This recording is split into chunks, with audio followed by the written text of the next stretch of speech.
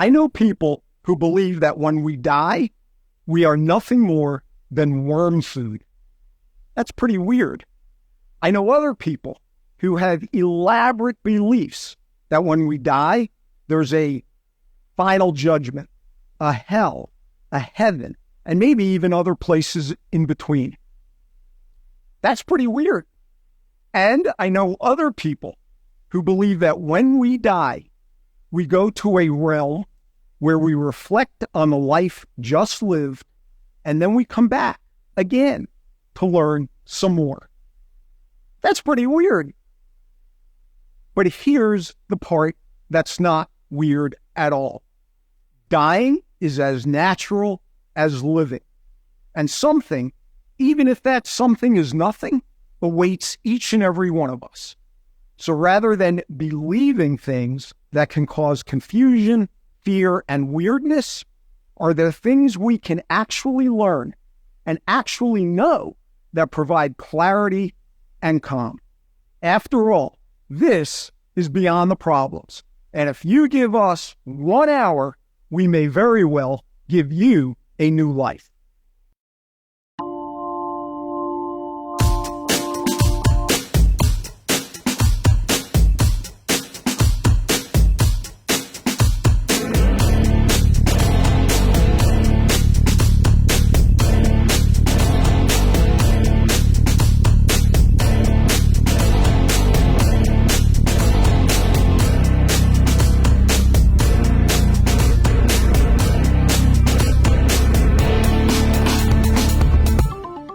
Tonight, on Beyond the Problems, we'll discuss life's lessons from death and dying.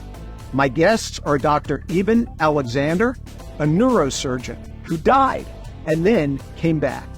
His detailed visions are compelling, empowering, and transformative, which he outlined in his New York Times best-selling book, Proof of Heaven.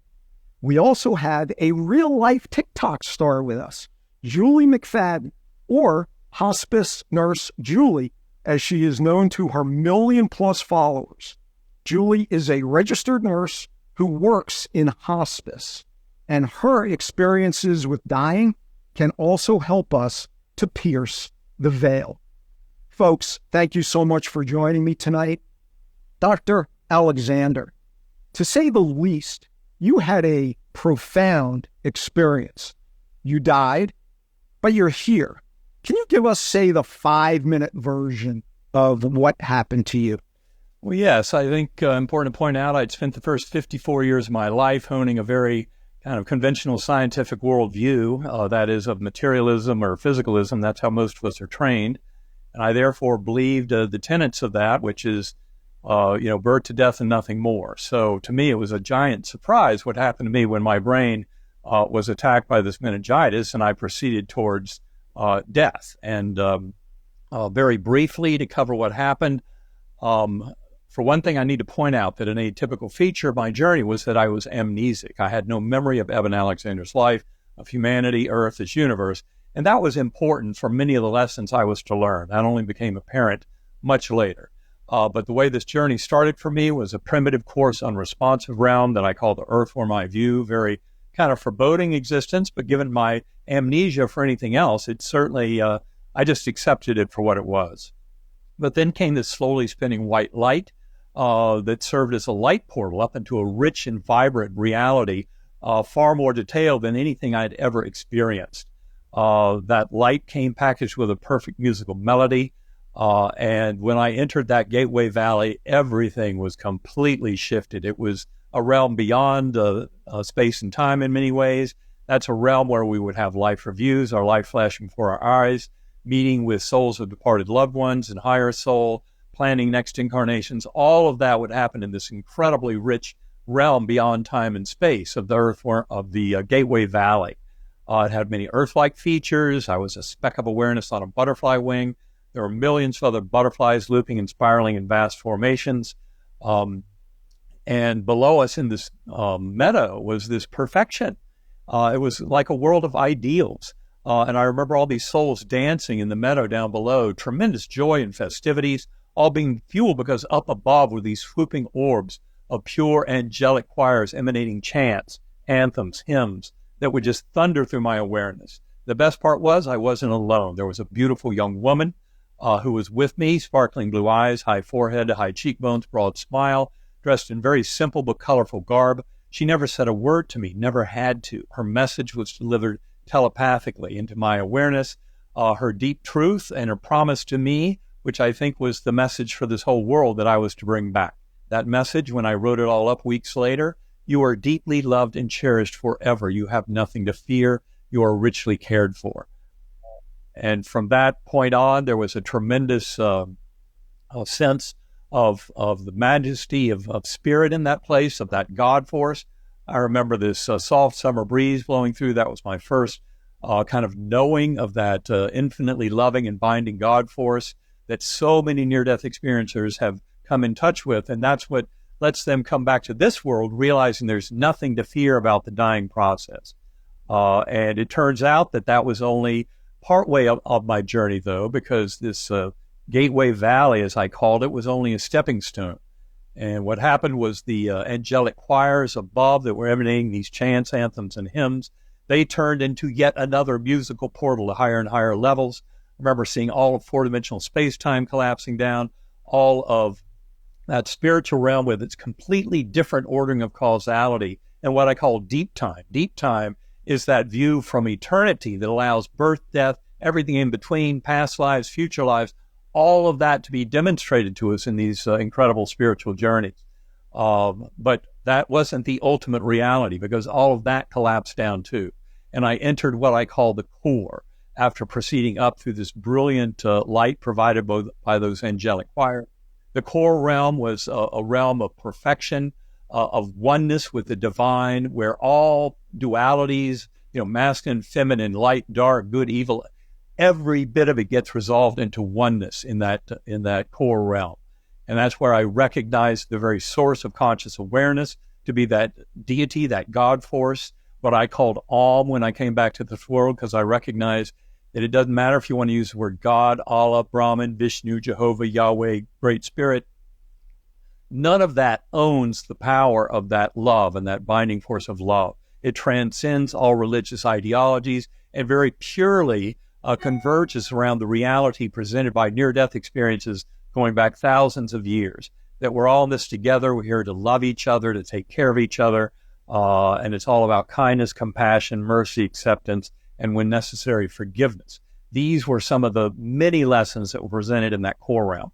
What happened is I would tumble back down to that earthworm eye view, and I learned by remembering the musical notes, the melody, I could conjure up those light portals and get into these higher spiritual levels multiple times. I don't know how many times I passed through those, all these three levels that I've discussed several times, but there came a point when, as they told me, you're not here to stay in that core realm, came true, and I could no longer conjure up the musical notes. That's when I witnessed thousands of beings going off into the distance, heads bowed, and this murmuring energy coming from them that was very refreshing and liberating and welcomed me back into my spiritual home, just like I'd already experienced in the gateway and the core. But now it was occurring in this kind of deep mystical, kind of earthworm eye view kind of setting, but it was relating me back to all these beings that were part of this universe. And that's what led me back here. And I call that the power of prayer in my writings weeks later. And then came the very final step of my journey.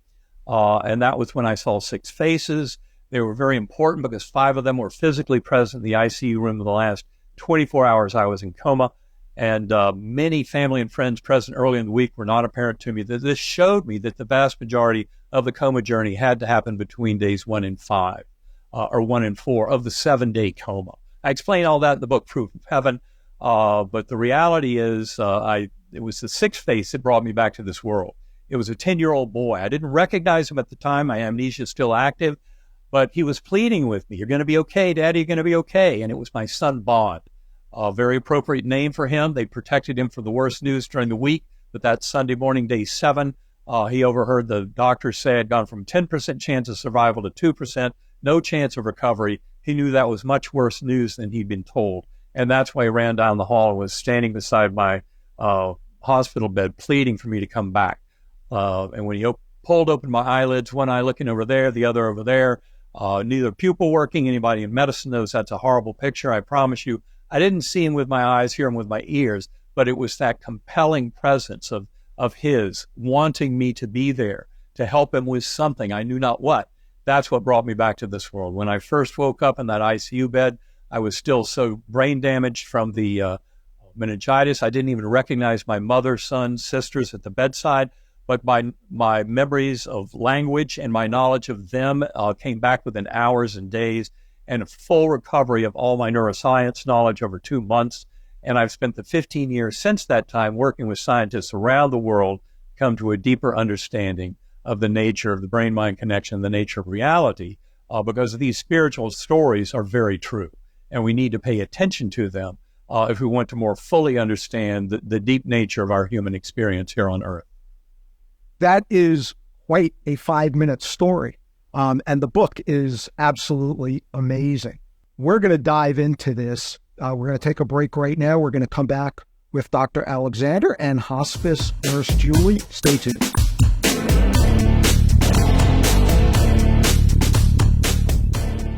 Are you fun and ready for a dream vacation? Immerse yourself in the historic romance of Venice or capture the sun-soaked paradise of Santorini. TravelFun.biz makes it all attainable for less than you'd expect. Our U.S.-based trusted team of travel concierge are complimentary and take care of every detail. Work hard, play harder. Choose casual luxury. Choose TravelFun.biz to book all of your travel. A family-owned and operated agency. Your fun is our biz. Text us for a quote on your dream vacation today.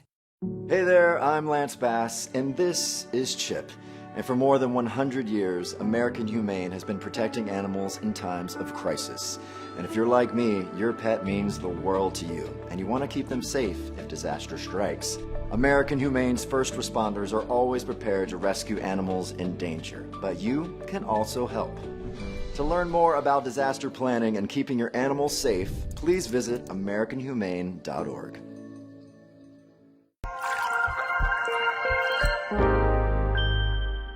How Not to Age, my new book coming out in December, is now available for pre-order. It is my sincere hope that this book adds not just years to your life, but life to your years. As always, all proceeds I receive from the sales of all my books are donated directly to charity.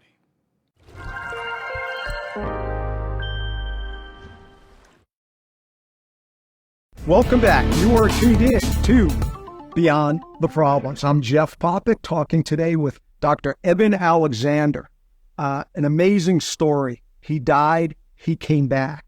And we have hospice nurse Julie, a TikTok star with over 1 million followers. I want to talk to Julie for a second. Julie, you have so many experiences being in hospice. When Dr. Alexander talked about this, and your experience from watching dying people, is there a connection that you can see? Thanks, Jeff, and thank you, Dr. Alexander. I would say yes. I mean, of course, Dr. Alexander had a much more detailed experience than I can give, even through my patients. But I always say, watching people die on hospice, people always think it's depressing. And I've come to TikTok to make sure people understand that for the most part, it's not. It feels sacred. It feels like an honor. People that I'm working with are not having near-death experiences. They're not coming back. Most of them do die.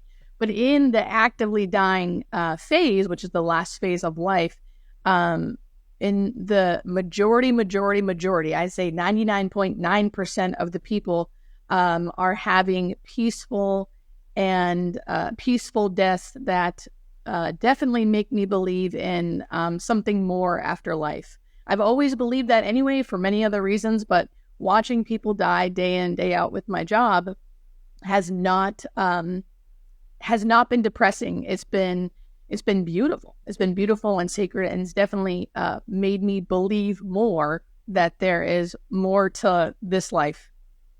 There's a thing that goes on when people are dying, which just fascinates me, and it's common. It's not an odd occurrence. It's common that you see where people at at some point in the end of life, they start to experience dead loved ones, dead pets. Can you talk to us about that a little bit? And is that a common, like very common, or is it a little bit of an odd occurrence? No, it's called end-of-life visioning or deathbed visioning. I usually just call it visioning. It's something that happens in the end-of-life realm or hospice, or whatever you want to call it. I would say majority of the time. It's not something that is odd to us as healthcare workers that are working in this area, and it's very specific. So I used to work in the ICU as an ICU nurse, where people would have ICU psychosis, delirium, delusions, hallucinations. Visioning, end-of-life visioning is not that. It is something very specific and very different. It's always comforting. It happens the majority of the patients I work with. And it usually happens about a few weeks before death. Many people think that, oh, it's because there's lack of oxygen to the brain, or they're on so many medications, they start having hallucinations. Visioning is not that. I don't know what it is, but I can tell you it's not that, because the majority of the time people are alert and oriented and almost as alarmed as their family members are when they start hearing that, their dying father is seeing their already dead grandfather. The person having these visions is sometimes confused about it too. Like, why am I seeing my dead father in the room? But they are always comforted by it. I can say that. It does happen various times, but I would say as a healthcare worker, when I start hearing my families and my patients who are on hospice saying that they've saw their dead pets, or they saw their neighbor who died many years ago, or their parents, that usually gives me a timeline in my head to know that, hey, they're probably going to die in the next month or so. So it's actually used to kind of give the family a timeline. So I'm a math guy. Dr. Alexander, you're a scientist. You're a neurosurgeon. The commonness of this, can we extrapolate that this is almost a proof, if you will, of this other dimension and the dynamics of what you experienced? Well, I think it's important to look at it from as many different directions as you can to really make sense of this. So in other words, I would admit that, near-death experience is very interesting, kind of shocking that these things would happen. They're completely unexpected. And yet, as is often criticized, these people do not go on to die. So how do we know if what they experience is what those who are actually dying are experiencing? And that's why I love the points Julie has just made about this. Because, in fact, for example, I'm aware of Christopher Kerr's work. He's a hospice Buffalo physician who wrote about hospice and terminal care in a book called Death is But a Dream. But in that book, and it's because he does this prospectively that we can actually get a denominator and understand how common these things are. But he says that 89% of his patients, of the whole broad category, without any exclusions, 89% of them have these fantastic end-of-life dreams and visions. And just as Julie said, they can be kind of shocking when you witness them. Now, the me before coma, the reductive materialist neurosurgeon would have said, oh, that's wishful thinking. They see who they want to see all the way out. In fact, I think that's one reason why I did not see who I wanted to see on the way out in my journey. If I had scripted it, it would have been my father, my adoptive father, the neurosurgeon who was so influential in my life. And yet he was nowhere to be found in my NDE.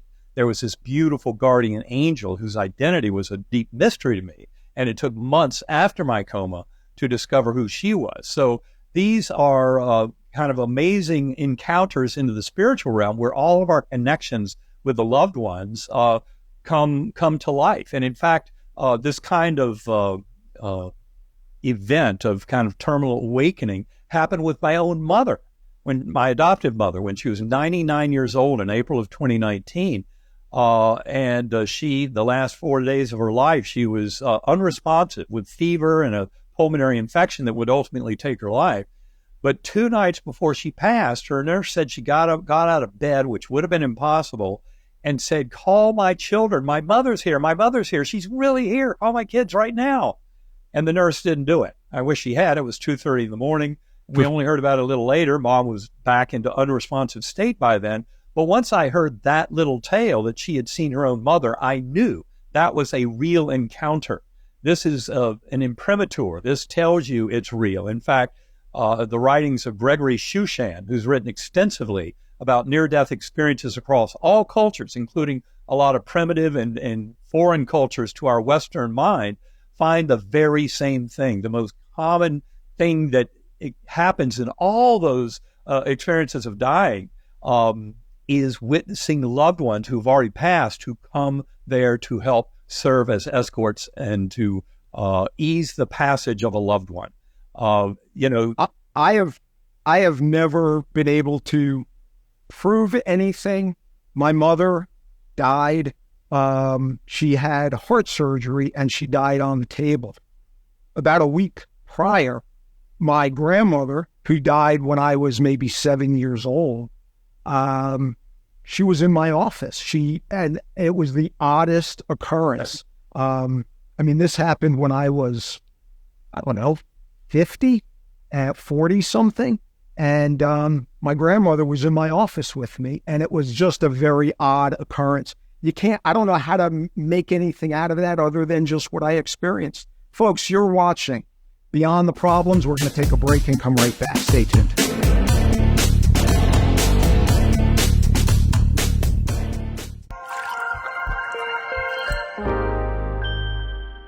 How Not to Age, my new book coming out in December, is now available for pre-order. It is my sincere hope that this book adds not just years to your life, but life to your years. As always, all proceeds I receive from the sales of all my books are donated directly to charity.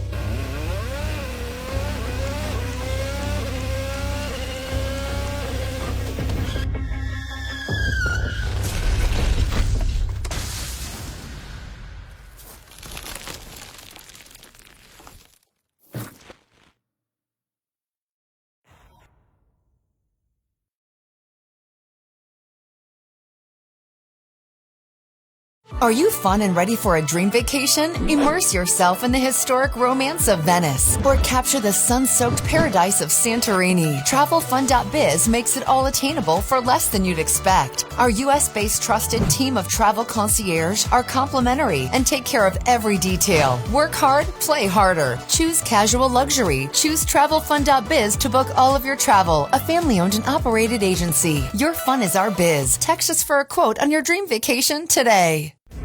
So on Beyond the Problems, we talk about problems and solutions. One of the things in this world, we have so much fear. We have a lot of hatred. Dr. Alexander, why, if this realm is all about love, unconditional love, why is there so much fear and hatred and enmity here in this realm? A lot of it has to do with the false sense of separation of materialism. Scientific materialism, the notion that every object is separate and that the game is to determine how they interact, the laws of interaction of all these things that we can define in the universe. The new quantum-informed model of consciousness is one that really sees it all as kind of a top-down unification. And what that means is we're all in this together. We're all sharing the dream of the one mind. And that binding force of love that is so apparent to every near-death experiencer is something that you come back here and you realize is what this world really needs to come into wholeness and healing. So, Julie, again, you participate in the end-of-life experience for many people. Is there fear at that point? Is there hatred? Or are people just feeling love and accepted? What is the atmosphere in that moment? So it depends. And I think that's one of the main reasons why I went to TikTok to try to educate and talk about death and dying, because for the most part, what I found was that families and people who were dying in their families, who were willing to talk about their fears, talk about what was happening to them and having acceptance around it, usually had a better life and a better death. And then those that weren't had a lot more fear and a lot more issues in their life and in their death. And I thought people need to understand that talking about this actually can help alleviate the fear of death. Because what I always say is fear of death is normal. It's not nothing to fear. It's normal to fear. And then with that, I feel like once you start saying I'm afraid, or even I don't want to die, something in that transforms the experience and helps people actually fear it less, come to an acceptance around it, which helps, again, like I said, create this moment, these last moments here with your loved ones, more sacred, more like special. People aren't acting as if it's an emergency and not being there with their loved ones. So in general, I'd say, yes, there's a lot of fear. Rightly so. It's the unknown, right? The uncertainty. We like to live in this black and white world. I know I do. And death is not that. So, but I will say people who are willing to discuss it, say out loud, I'm afraid, or say out loud what they're afraid of. I don't want to leave you. I'm not ready yet. People think that is so scary, and if they say it, it's going to be more scary, but really it's less scary. Something about the revealing of the fear decreases it.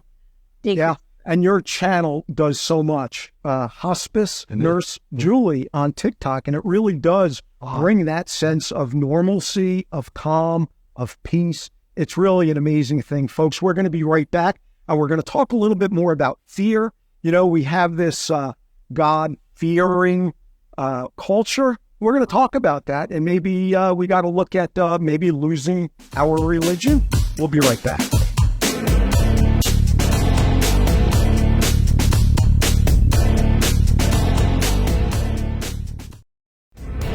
Welcome back. Dr. Alexander, is God to be feared? Have you met God in that realm you went to? I came to recognize the very source of my conscious awareness as that fully co-creative, loving force at the core of the universe, that God force. God. So it's, not even separate in any kind of way, becoming one with that. Now, this is not an ego sense of oneness with that God, but higher soul, just kind of an absolute gratitude and recognition of the connection that we all share with the universe at large, and with a very loving force at the core of the universe, and with everything else that we witness in this. So I believe that God force is an essential element of our very conscious awareness, that ultimately that God force is a pure love. That's what we experience at the deepest levels of a near-death experience. And yet as we get further and further from that level, we can kind of fool ourselves into all kinds of things here on the periphery. But the reality is the story coming back from near-death experiencers over thousands of years across all cultures is very uniform. And it really, when you study these and pay attention to the details, and to the general kind of flow of information and the way these stories are told, you realize they're pointing to a common realm. So why the duality here on Earth? Why this duality of good and evil? Why don't we just have the good here? Well, any idea? Well, my hunch is that what is going on is, as I say, we're sharing the dream of the one mind, and this one mind is evolving. People have this conception that you have an NDE and you have infinite knowledge of all that is. Well, you actually get a much bigger glimpse of a lot of things, but I don't think you find that there is a state of perfection in the universe where it all comes to a halt because everything is already perfection. What you find is this is a journey of souls, and that souls coming into a deeper understanding of their relationship with the universe and their basically reasons for existence, bringing meaning and purpose to their lives, is something that is right at the core of what these near-death experiences are all about. They're really teaching us a lesson that I would say has been there for humanity to learn for the last 5,000 years or so, and that we're finally getting there. We've had the evidence, but in fact, in many ways, it's taken until the current era for this evidence to really line up the way it is, so that you can take quantum physics, neuroscience, philosophy of mind, non-local consciousness and parapsychology and all these human experiences and start to make more sense of them. And that's exactly what we're doing now. And a free society is actually enabling that. I mean, for generations past, there were kings who, if you suggested any such thing, they would just kill you. So is that part of it, that we do have this more free society that's enabling this awareness? Well, that's part of it, but I would also point out that some of the deepest truths that the modern science of consciousness is coming to in this current era of oneness and of connection, some of those deepest truths were greatly apparent to spiritual leaders thousands of years ago. So I may pretend that some of this is brand new knowledge, and it is, in the sense that science is converging on the story. But the deep reality is this kind of knowledge of oneness and the primacy of mind, that we live in a universe that's fundamentally mental. The physical universe is emergent from that mental universe. Those kind of deep truths have been suspected in spiritual communities for a very long time. And yet it's taking kind of this scientific evidence. And that's where I would say the world should acknowledge that we're now entering a new phase of understanding. Now, major paradigm shifts in science always are huge battles that can take centuries to unfold. And yet I would say that we've been through a few centuries of very rigorous kind of interacting between old systems that don't work and new systems that do work. And that's where we are right now. And so you'll find there's a tremendous revolution in the scientific community, but the evidence only leads in one direction. It does not lead back to the simplistic falsehoods of that sense of separation and materialism. They lead forward to the quantum-informed unification of consciousness and the primacy of mind, and a wisdom that involves knowing that our free will can lead us into tremendous wholeness and healing for a very fractured society. But it involves the knowledge of NDEs and all this related literature, as we discuss in our book, Living in a Mindful Universe, to help make that major leap forward. And there are scientific groups around the world who support this oneness and fundamental nature of mind. If you go to scientificandmedical.net, go to GalileoCommission.org. These are both websites. I serve on the advisory board for both of them. They're both very active at promoting public education in this scientific revolution. But the important thing to get is that each and every one of us as a sentient being has the power to participate in this through meditation, centering prayer, the many ways we can connect with that mental realm, with souls of departed loved ones, and then start working towards bringing that love we experience in that realm into this world and all of our thoughts and actions. Yeah, Julie. So, this can be really transforming for us living here on planet Earth. Did your experiences, or do your experiences, have they changed you from when you were, say, just an emergency room nurse to then being a hospice nurse? Has that changed you? Oh, completely. I mean, I think the main thing I saw on a different level is how amazing our bodies are. As an ICU nurse, we were trying to keep people alive somewhat at all costs, it seemed, which is why I became a hospice nurse. And it took about 2 years for me to really see, as I would watch people go through this natural dying process. Yes, they were dying from something, but the body was naturally, we were letting the body naturally die. And to see how our bodies are built to do it really changed my perspective on life and death.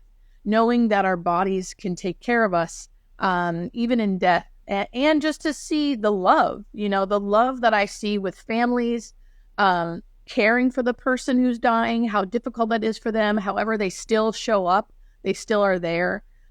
Witnessing those events is, for lack of a better word, magical. Magical, sacred. These moments of complete, like presence in the room when someone's taking their last breath. I always liken it to birth. Watching a baby be born is always I can't help but weep tears of joy, or just like, wow, where did this baby come from? That is how it feels for me, for the most part, when someone takes their last breath. It's that same feeling. Yeah. And I have found, just the last thing I'll say is, I have found that It doesn't matter if they have faith or not. In general, what I've seen, it's always been beautiful, kind of no matter what. Yeah. And it really is magical in a way. And folks, this can sound, we have two guests here talking about their experiences. But is there a way that you could prove this to yourself right after this?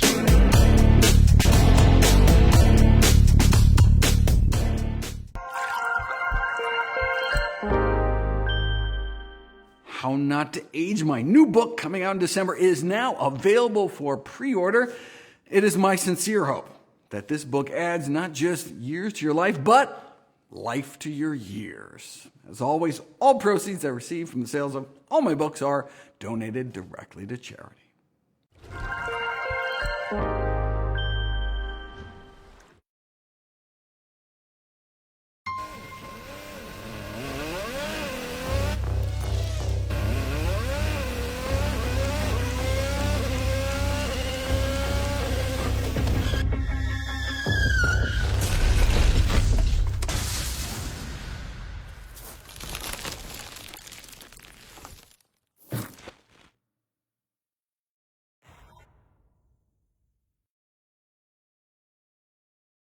Are you fun and ready for a dream vacation? Immerse yourself in the historic romance of Venice or capture the sun-soaked paradise of Santorini. TravelFund.biz makes it all attainable for less than you'd expect. Our U.S.-based trusted team of travel concierge are complimentary and take care of every detail. Work hard, play harder. Choose casual luxury. Choose TravelFund.biz to book all of your travel. A family-owned and operated agency. Your fun is our biz. Text us for a quote on your dream vacation today. We are back with more Beyond the Problems. I'm Jeff Popick. Is there a way that you, each of us, can actually know some of what we're talking about tonight? Know for yourself. Many years ago, I came upon meditation, and I'm going to want to talk to my guests now about meditation. I actually, with my friends and we call it the great download. It's this place between our brains and somewhere else. Dr. Alexander, can you talk about meditation and what it is and what it has the power to do for each person? Well, yes. After my coma, I dove deep into reading 150 books over 2 years on quantum physics, on consciousness, brain-mind relation, many spiritual books, etc., trying to understand it. And I finally realized, no. You've got to go into your own consciousness. You've got to start a regular process of exploration. And that's when I first became aware of something known as binaural beats, which is a particular form of using sound in the two ears so that you activate a circuit in the lower brainstem, a very ancient circuit, 300 million years old. But I think that's where some of the real power of this comes from. People can learn more at sacredacoustics.com about that kind of meditation. But I started doing it on a regular basis in about 2011 or so. And I've been doing that daily ever since. And also, my partner, Karen Newell, and I offer workshops that we've done online and around the world to help people get into deep meditative states. And many people who've never had a near-death experience can, in those meditation workshops, have profound senses of connection with loved ones who have passed. It's something that has been very rewarding about this work, but really what I would advise people to do is just get going, test it out, try it yourself. You can go to sacredacoustics.com and download a free 20-minute file and get going. Also there's a lot of guidance on that website, in addition to other guidance that we provide on Inner Sanctum Center, INNER sanctumcenter.com, to help people get into deep meditation and pursuing that. But really, given that our current scientific model is really showing us this one mind, and that the brain serves as a filter, a transceiver that allows a little eddy current of that primordial consciousness to come into our awareness, what you need to see is that meditation is going across the veil in the other direction to cultivate a much richer sense of connection with higher soul and with that primordial mind. But one has to do it by turning off the little ego voice, that little voice in our head. I love how Michael Singer, in his book, The Untethered Soul, he calls the voice in the head the annoying roommate. And that's it. End of story. That's about all that voice is. Your consciousness, and the deep mystery of consciousness is your self-awareness, which is a property we're actually sharing with the universe at large. But by exploring this consciousness and diving deep into where can I go to explore time and space within my mental space, that's when you start to discover tremendous possibilities for this. And again, at the beginning, it's putting that little ego voice, the voice in the head. It can make a request, state an intention, but then it goes into timeout. And that I've heard that referred to as the monkey mind, where it's just all over the place. Monkey mind is a very good way to put it. And this is really the experience of non-self. That's kind of what one is going for. It's getting rid of that sense of identifying solely with the ego, because the ego has fear and anxiety and a lot of other dysfunctional tools to kind of misguide you, but that is not who you truly are. And in meditation, you can start to discover that higher soul and its connection with the universe at large. This can also happen through centering prayer, by the way. Each of us can actually experience this through that process. You don't have to die and come back or have an NDE, a near-death experience. Julie, with what you do, I'm just so fascinated with your channel and these little tidbits of wisdom. Do you feel like you are on a mission to help humanity? Because that's my takeaway from any time I get on your channel.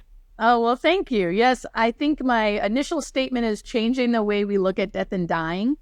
But I feel like if we can do that, there is something to me about thinking about our own mortality that can help us truly live in the here and now, in the moment. I think people die how they lived as well. So I think if we can live better, we can die better. My whole point of my channel is to just educate about death and dying, what it really looks like when you're dying a death, at least on hospice. Because I think the more we learn, the less we fear. And the less we fear, the more we can live. Yeah. So, yes, that was a long-winded yes. That's what I'm trying to do. And fear, it seems, as we start to delve down into so many of the problems that we have here on this planet, there are just a few things that seem to be manifesting in so many different problems. Fear being one of those things. So how do we overcome that fear? Dr. Alexander, what would you say to that? How do we get past that fear that really inhibits all of us? Well, I think it's important to gain some sense of trust in the universe.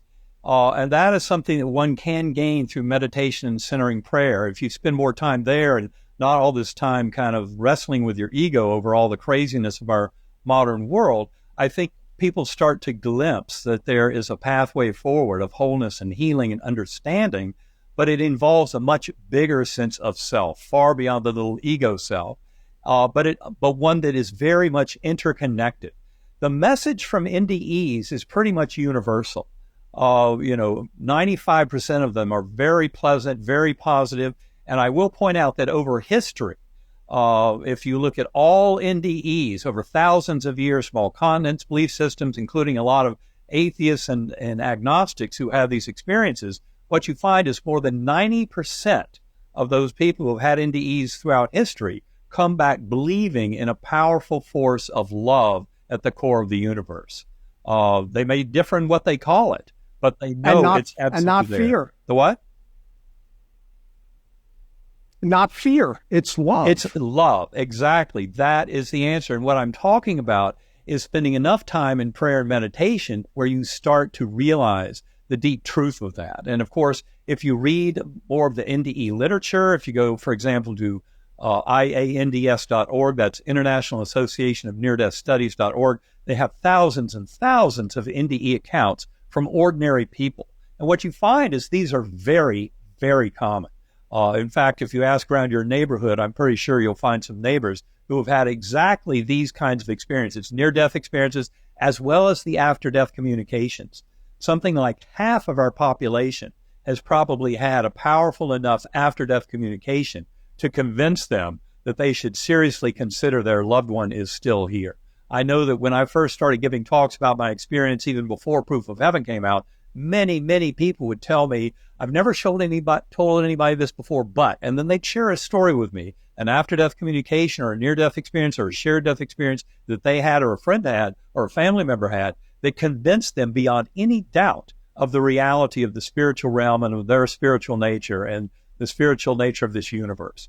And the more we can share these stories, get them out there, and have people start living these through their own meditative encounters, that's where the world will start to come into some healing. And it's taking the lessons of those meditations and sessions of prayer, bringing them into how we live this life, how we treat ourselves and others with a respect for the sacred and divine beings that we are, and an acknowledgement of this beautiful mission of evolution of consciousness that we're all participating in. That's really what's going on here, and it has to do with kind of the highest good for all involved.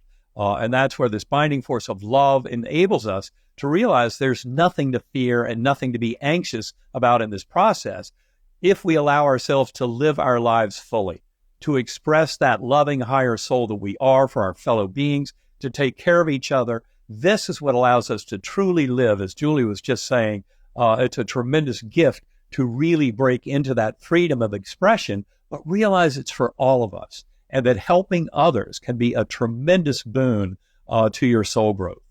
Good words. Folks, we're going to take a break and we're going to sum this up. I think it's important to know that through meditation, through some of these techniques, you can prove this for yourself. We'll be right back.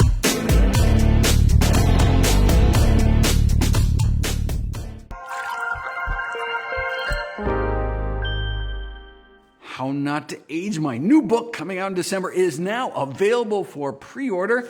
It is my sincere hope that this book adds not just years to your life, but life to your years. As always, all proceeds I receive from the sales of all my books are donated directly to charity.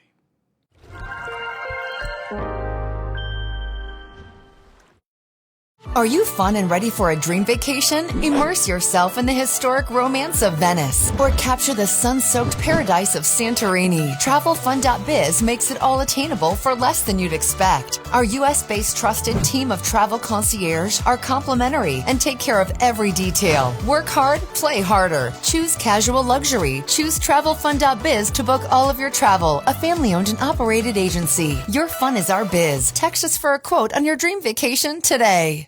Welcome back to Beyond the Problems, talking today with hospice nurse Julie of TikTok fame with over 1 million followers. Julie, on death and dying, from your experience, what do you want people to know? You are on a mission. What do you want people to know as the takeaway from this? I think the main things is that our bodies are built to die, and the less we mess with that, usually the better you live and the more peaceful you die. Talking about death and dying will not make you die any sooner. And in fact, again, it'll help you live better and die better. And the more we learn about death and dying, the less we will fear. That has been my experience, and that is my message to the world. And so keep talking about it, right? I mean, that's what you want people to do. Keep talking about it. Keep learning about it.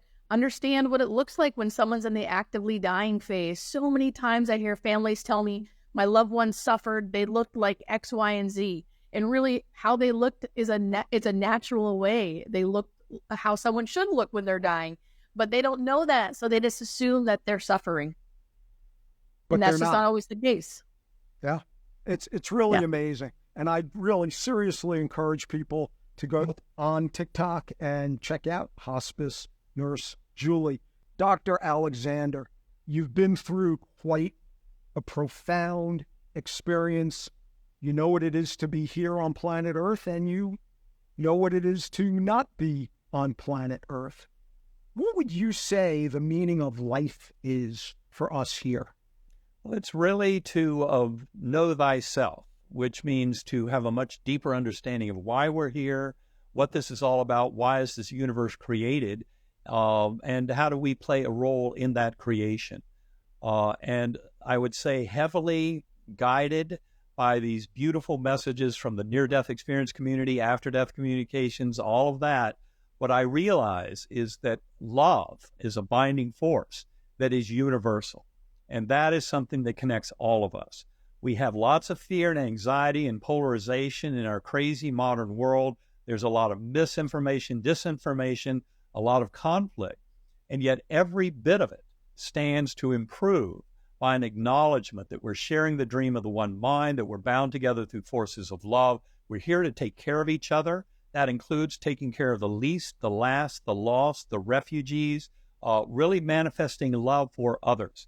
And that the highest we can do as an individual soul in contributing to this effort is to serve in that grander function of inviting all of us to participate in this beautiful journey of kind of self-discovery, but never forget it's all about taking care of each other. That's kind of the ultimate lesson that we need to learn, that the last few thousand years of human evolution has taught us.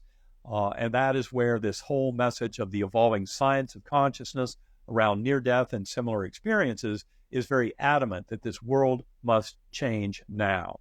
The recognition is there, and individual souls can join in this beautiful revolution of understanding that is all about love, compassion, and kindness.